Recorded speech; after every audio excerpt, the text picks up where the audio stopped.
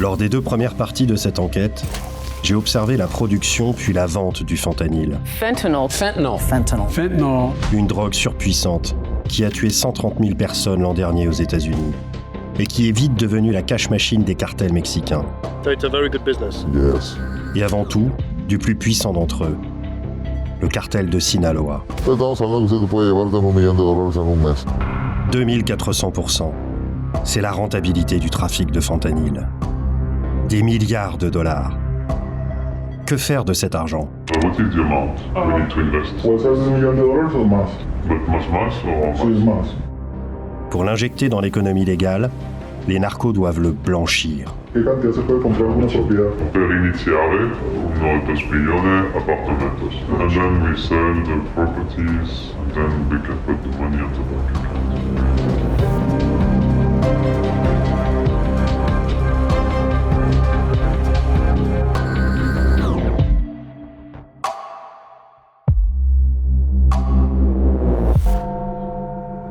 Retour à Culiacán, le fief du cartel de Sinaloa, au nord-ouest du Mexique. Ici, j'ai rencontré il y a quelques semaines un cadre d'un clan important du cartel pour qu'il m'explique comment le cartel exporte le fentanyl. Mais il a aussi accepté que je lui montre les slides que j'utilise dans mes cours à l'EDEC, une grande école où je suis professeur, pour qu'il me parle de la dernière phase du business des narcos, le blanchiment d'argent. Le blanchiment d'argent s'effectue en 3 phases. Le placement consiste à dématérialiser l'argent, transformer des dizaines de milliards de dollars de cash en lignes d'écriture sur des milliers de comptes en banque. Pour ça, les narcos injectent le cash dans la trésorerie de milliers d'entreprises et de commerces qu'ils contrôlent, ou le déposent directement dans des banques complices. Ces techniques sont bien sûr connues de la police mexicaine et de la DEA, l'agence antidrogue américaine, qui traque le cartel. Même placé sur des comptes, l'argent du cartel reste encore très suspect. Les narcos doivent donc immédiatement passer à l'empilage, la deuxième phase du blanchiment, qui consiste à faire migrer cet argent vers une multitude de comptes au Mexique ou dans d'autres pays, pour le cacher aux autorités. Ou, mieux encore, vers des comptes quasi invisibles parce qu'ils se trouvent dans des paradis bancaires, également appelés places offshore. La troisième phase du blanchiment, c'est l'intégration, quand le cartel injecte des milliards de dollars dans l'économie légale. In which kind of businesses do you invest your money once it has been laundered? Se maneja en el ramo de la construcción, en fábricas de textiles, en empresas grandes, en centros comerciales, casas de departamentos, edificios, todo lo que es de la construcción, donde se ocupa mucha inversión. Y aparte ese dinero sirve para qué? Para que esté limpio e invertirlo y generarlo, hacerlo más grande. And in which countries do you invest the money? Se hace en México, en Estados Unidos y en Europa también. Pero le digo una cosa, yo no puedo ir a invertir allá, porque yo como mexicano, yo no puedo ir a invertir en una plaza, invertir en negocios, yo no puedo hacerlo. Tenemos la ayuda de Europa, unos franceses, gente de allá de Europa que nos ayudan a nosotros. Ellos nos proponen los negocios, nosotros le damos el dinero, o a veces de las mismas ganancias le decimos, cómpralos. Y lo compran y se ponen a la renta, pero ellos son los que compran e invierten, pero con dinero de nosotros. Y ellos nos mandan dinero mensualmente. Eduardo m'explique que désormais, le cartel peut aller encore plus vite pour blanchir l'argent transféré par certains de ses clients, en utilisant les crypto-monnaies. Can you explain how you are paid in bitcoins? En los bitcoins, esa es la manera que se paga de esta manera ahora. Mando un link a la persona de Europa o Estados Unidos. Ellos compran bitcoins y nos los mandan hacia México. Y yo tengo una persona que va y compra los bitcoins, hace el movimiento y él nos entrega el dinero en efectivo aquí en México. La phase la plus complexe du blanchiment, c'est l'empilage. Pour réussir à cacher leur argent, les narcos utilisent des outils très efficaces. Des trous noirs de la finance mondiale. Les paradis bancaires.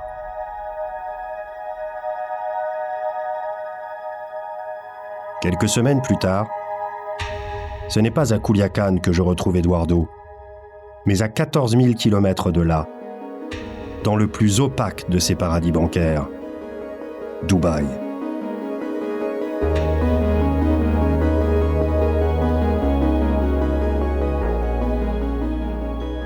Là, je suis à Dubaï. Je rejoins cette personne du cartel qui s'occupe du business pour un clan important de l'organisation. Alors lui, il est venu ici pour blanchir de l'argent. Son objectif, c'est de blanchir des millions de dollars ici. Et il a accepté que j'assiste à un rendez-vous important avec lui. Hola, ahí me escucho claro. Can you tell me what you are doing here in Dubai? Estamos aquí en Dubái para buscar a unos inversionistas, invertir el dinero del cártel de Sinaloa para hacer inversiones aquí en Dubái. And why do you choose Dubai? ¿Por qué en Dubái? Porque aquí en Dubái es más fácil. Hay más inversiones en propiedades y muchas cosas. Se puede hacer mucho tipo de inversiones y no hay investigación. La policía no investiga a personas como nosotros que trabajan, que queremos hacer el lavado del dinero, querer invertir nuestro dinero. Hay muchos grupos de México que están invirtiendo en estos momentos aquí y nosotros estamos haciendo lo mismo. Nosotros podemos invertir, a ellos no les importa de dónde viene el dinero, ellos nada más quieren tener la entrada del dinero aquí para seguir teniendo inversiones y siga subiendo la economía. Es ahorita un paraíso aquí porque se puede invertir y no hay límites de cantidades. Un paradis, me dit cet homme. Mais pourquoi Dubaï est-il si attractif pour les narcos? Parce que c'est un paradis bancaire. Un État où seul le banquier connaît le nom de son client. Et ce banquier, il est tenu au secret, le fameux secret bancaire. Des paradis bancaires, il en existe des dizaines, comme le Panama, où le cartel blanchit depuis des décennies. Mais même un paradis bancaire n'est pas sûr à 100%. D'abord parce que des fuites de données peuvent révéler l'identité de quelqu'un qui possède un compte. Ce sont les leaks, les fuites de données des Panama Papers ou des Paradise Papers. Deuxième problème, des États puissants peuvent faire pression sur les paradis bancaires pour obtenir des informations sur des fraudeurs fiscaux ou des criminels qu'ils recherchent. Or, les États-Unis sont en guerre contre le cartel de Sinaloa. Le risque, c'est qu'ils fassent pression sur les paradis bancaires pour geler les comptes du cartel, dans le cadre d'une coopération judiciaire internationale qui permet théoriquement l'échange d'informations entre États sur des personnes ou des avoirs recherchés. C'est là que Dubaï est très utile au crime organisé. Et ça, je l'ai compris en accompagnant ce narco lors d'un rendez-vous important qu'il avait là-bas. Ahorita vamos a empezar con unos cuantos millones de dólares, a ver cómo funciona esto, la inversión, cómo se funciona todo. Y de ahí tenemos pensado que son unos 50 millones de dólares al año más o menos de inversión lo que se quiere invertir aquí. Ahorita nos contactaron unas personas, un amigo que está trabajando con una financiera, que ellos lavan el dinero, ellos manejan dinero y nos contactaron, los estamos contactando ahorita para ver cómo podemos trabajar con ellos. Nos van a explicar cómo la inversión, cómo se puede hacer las cosas para traernos el dinero de Sinaloa para blanquearlo aquí. Pour investir à Dubaï, les narcos passent par des sociétés fiduciaires, des cabinets de conseil financiers tout à fait légaux, installés par dizaines dans l'Émirat. Je connais Eduardo depuis bientôt 10 ans. À de nombreuses reprises, il m'a vu travailler dans des zones très sensibles du cartel et rencontrer certains de ses chefs, sans jamais les mettre en danger. Il sait qu'ici aussi, je ne dévoilerai aucun nom, aucune identité. Il accepte que j'assiste au rendez-vous qu'il a avec 2 cadres de la société fiduciaire qu'il vient rencontrer à Dubaï, comme si je l'accompagnais. Il sait que je vais enregistrer la réunion avec mon iPhone, à l'insu des autres participants.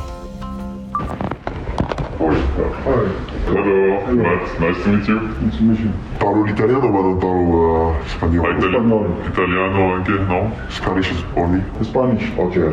We speak Italian, English, French, Russian, Kazakh.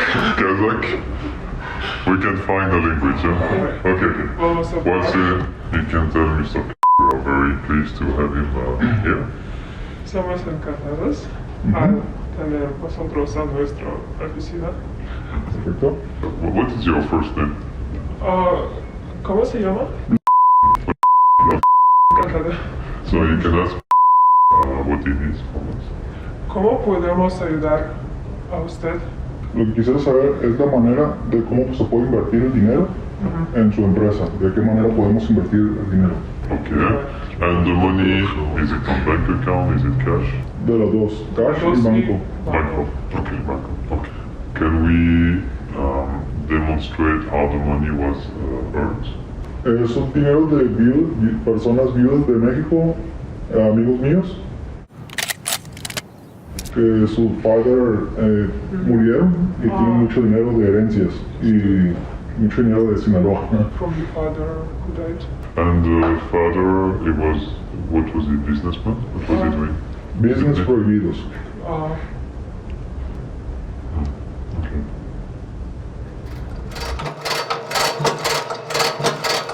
Fentanyl. Bah écoute, on va regarder. Si c'est sur un compte en banque, c'est de l'argent. Ouais, donc on pourrait commencer avec cette partie Vérifier. en tout cas. Ouais. But what is the amount we need to invest? Puede ser de $1 million o más. More than 1 million. But más or Sí, más. Pues, 1 million o más. 3, 4, 6. Pero quieren empezar por uno para ver cómo se trabaja, cómo funciona. Je sais. ¿Una investigación de Dubái a México? No. No. No. ¿Criptomonedas se pueden? Crypto-money, we need to check the Dubaian department. Because the problem, if we open a local bank account here, they will ask questions. At the beginning, yeah. There are Il y en a deux solutions. C'est Monténégro. Montenegro, sí. no. è più facile, no? Pragmatic. Easy. Comodo, no? Okay, let's see, maybe with the Montenegro bank. Yeah. Aparte de Dubái, ¿qué otro país se puede también invertir? Apart from Dubai, ¿En París, Yes. Tokio? Si no hay problemas con documentos, podemos enviar los dineros a Hong Kong y poner estos dineros en una insurance. and then the money goes to the Caribbean.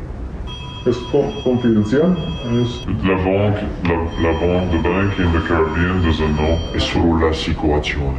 In Hong Kong, it's good because Hong Kong is the Chinese. They don't like to talk to everyone, you know. Une banque dans un pays peu regardant, un transfert à Hong Kong, puis aux Caraïbes, ce sont des schémas de blanchiment hyper classiques. Mais Dubaï présente une sécurité additionnelle. C'est l'un des plus gros centres immobiliers offshore, où les biens détenus par des étrangers sont évalués à 146 milliards de dollars, 2 à 3 fois plus qu'à Londres. Or, la propriété d'un bien immobilier n'est pas une information qui doit être échangée dans le cadre d'une coopération judiciaire entre deux États. Donc, une fois qu'il a été placé dans l'immobilier à Dubaï, l'argent du cartel est devenu invisible pour les États-Unis et peut être réinvesti sans risque dans n'importe quel business légal. Quindi for questo, più semplice, sarebbe l'immobiliare. inmobiliario? De México comprar inmobiliario aquí en Dubái. Sì. ¿Hay investigación o hay alguna... No, informazione no, si può comprare no.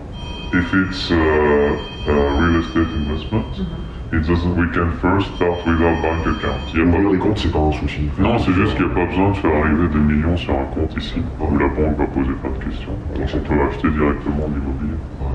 L'avantage quand on revend l'immobilier, c'est que c'est justifié, c'est remis dans le système, c'est justifié. Quoi. Ah, y la cantidad de... ¿Qué cantidad se puede comprar una propiedad? Per iniziare, 2 milioni appartamentos. Apartamento. And then we sell the properties, and then we can put the money on the bank account. Se compra y se vende. Está... Si. Può essere investito corporate, private equity, delle compagnie, un caffè che sta sviluppando, o un compound. Tipo immobiliare, ma tutta una zona, per esempio al momento abbiamo l'investimento 400 milioni a Dubai. How many days? ¿Cuántos días vas a estar aquí? Hasta el día de septiembre. Okay, good. So tell him here tomorrow we'll organize meeting if he's available. Je n'ai pas assisté au deuxième rendez-vous entre Eduardo et ses financiers. Et je ne sais pas s'ils travaillent ensemble désormais. Mais ici, j'ai compris une chose. Pour éradiquer le trafic de fentanyl, il ne faut pas seulement faire la guerre aux narcos au Mexique, mais aussi lutter contre des paradis bancaires comme Dubaï, ces trous noirs de la finance, indispensables aux cartels pour blanchir leur argent. Et il faut agir vite. Depuis les dernières images tournées pour cette enquête il y a 5 mois, plus de 30 000 personnes sont mortes d'une overdose de fentanyl aux États-Unis. Une toutes les 7 minutes.